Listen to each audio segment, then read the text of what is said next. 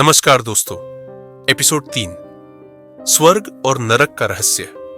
मित्रों, हर आत्मा मृत्यु के बाद एक अद्भुत यात्रा पर निकलती है। कभी आपने सोचा है अच्छे कर्म करने वाले कहां जाते हैं और बुरे कर्म करने वालों का क्या होता है? आज हम गरुड़ पुराण के आधार पर जानेंगे स्वर्ग और नरक का रहस्य। यह केवल कल्पना नहीं, बल्कि भगवान विष्णु द्वारा गरुड़ जी को सुनाया गया शाश्वत सत्य है। गरुड़ पुराण 18 महापुराणों में से एक है। इसमें भगवान विष्णु ने गरुड़ जी को विस्तार से समझाया कि मृत्यु के बाद आत्मा किस लोक में जाती है। कर्मों के आधार पर आत्मा या तो स्वर्ग प्राप्त करती है, जहां दिव्यता और आनंद है, या नरक, जहां उसे अपने पापों का दंड भुगतना पड़ता है। इस ज्ञान का उद्देश्य डराना नहीं है, बल्कि हमें धर्म और सत्कर्म के मार्ग पर चलाना है। गरुड़ पुराण में कहा गया है, स्वर्ग वह स्थान है जहां दिव्यता हर जगह बिखरी हुई है। यहां अद्भुत सुगंधित उद्यान है, जहां कभी मुरझाने वाले फूल नहीं खिलते। नदियां मधुर रस और अमृत से भरी हुई बहती है। देवता स्वर्ण निर्मित महलों में निवास करते हैं, जहां से दिव्य प्रकाश फैलता है। अप्सराएं अपने नृत्य और संगीत से वातावरण को आनंदमय बनाती है। स्वर्ग में आत्मा को न कोई दुख होता है, न कोई बीमारी, न कोई भूख या प्यास।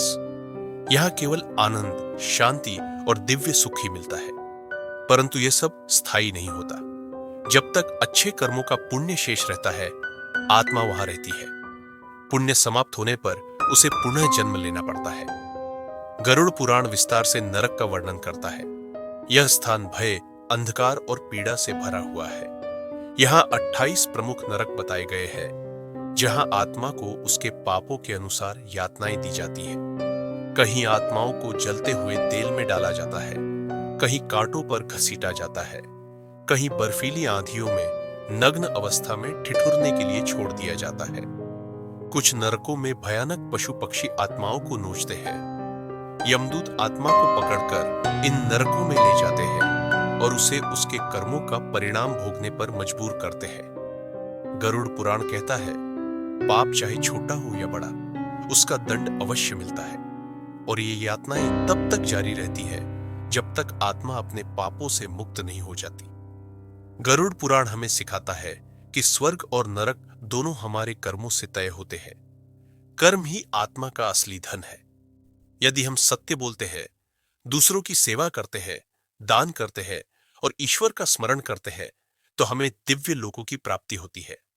लेकिन यदि हम छल, हिंसा, लोभ और अधर्म करते हैं, तो नरक की यातनाएं हमारा इंतजार करती है। इसलिए हर क्षण हमें यह याद रखना चाहिए, जीवन अस्थायी है, लेकिन कर्म शाश्वत है। मित्रों, स्वर्ग और नरक किसी डर या लालच की कहानी नहीं है, बल्कि हमारे कर्मों का आईना है। जो जैसा करता है, उसे वैसा ही फल मिलता है। अगले एपिसोड में हम जानेंगे कौन कौन से नरक होते हैं और वहां आत्मा को कैसी कैसी यातनाएं दी जाती है। यह जानना जरूरी है, ताकि हम पापों से दूर रहें और धर्म के मार्ग पर चल सकें।